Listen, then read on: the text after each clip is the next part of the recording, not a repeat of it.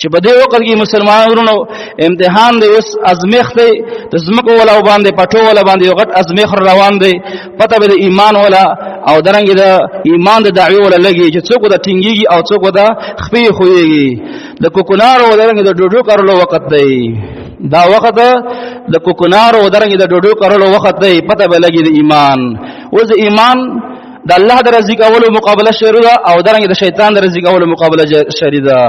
یو طرف ته خلق چې د الله نه یریږي هغه حلال شي نه بزمکه باندې کوي، او بل طرف ته چې د شیطان تابعدار دي، شیطان رزق کوي او رحمان خبر کوي، اب بزمکه باندې فسادي مضر او درنګ چې د انسانیت قاتلان دي هغه لګي ته مونږ هغه حرام شي نه بزمکه باندې کوي. دا بس امتحان جاری دی، پته به لګي څومره خلک څومره مؤمنانو کې به غیرت را دروي چې هغه غیرت وکړي چې الله د پر غیرت کوم چې زبدا حرام نه کارم پس مکه باندې زبدا ګندګیر شي نه کارم.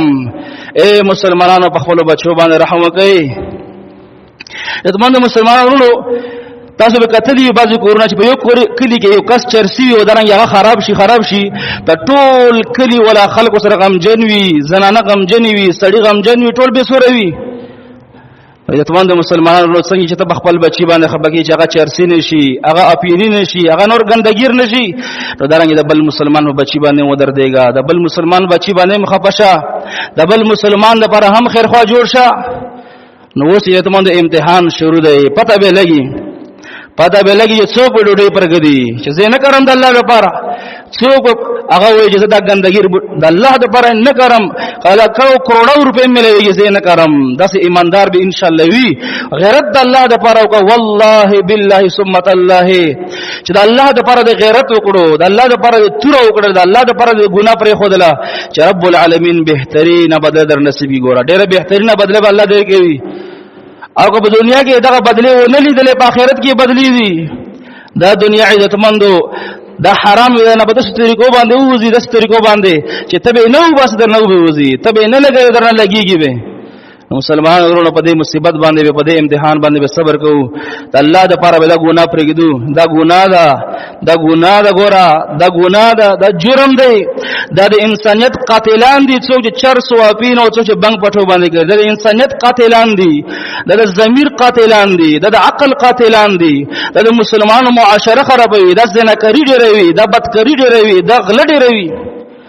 یتمان به چرسی د چکلا چرس نه ملويږي او درنګي ایسی د چکلا به ایس نه ملويږي، بیا غلیم کوي، ډکیم کوي، ایس پاوډر او درنګي پینچو خوري، بیا زینام کوي، بیا مور نه بجني، خور نه بجني، اولاد شي یتمان د ګندګیر شي. چا باندې امتحان روان دی، کلک ودرګو مضبوط الله نه دعاګانې وچ الله د قدم می مضبوط کا او د ګندګیر شي نه موساته. الله د پر مسلمان غیرت وکړو.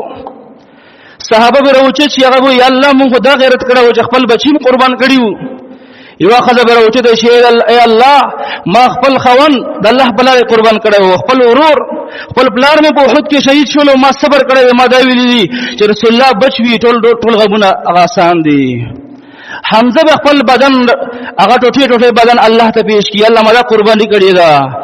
نور صحابه کرام صحابه رومي راوچه چې ای الله ما ټول مال ستاسو لپاره قربان کړی دی، ټول مال مې لګولې دی. ما مشرکانو ته ویل چې ټول مال ستاسو شولو، خو ما رسول الله ته پر مدینه ته ورسېږم.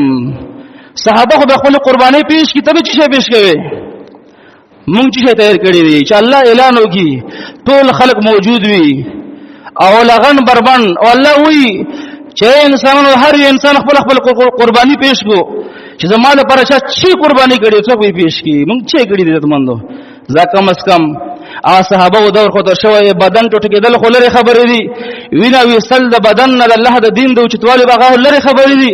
دا خو کم از کم ویل شي چې الله په چرسو کې پیسې خې ډېرې وي، په افینو کې پیسې خې ډېرې وي، په لوکیشنو کې پیسې خې ډېرې وي، په ګندګیرو کې پیسې خې ډېرې وي، قتل او درنګ لار لوټ مار کول په دې کې پیسې ډېرې وي. یا الله سره دینه چې زما ظاهري مجبوری هم وا، لیکن ستاسو رضا ده پر پر خودلې دي. سو غیرت بزان کی پیدا کول پکار دی. اللہ سبحانہ و تعالی فرمائی واللہ مع الصابرین، اللہ سبحانہ و تعالی مدد در صبر کون کی سره دی. صبر بزان کی پیدا کو، مسلمان قناعت بزان کی پیدا کو. په دې وخت کې مسلمانانو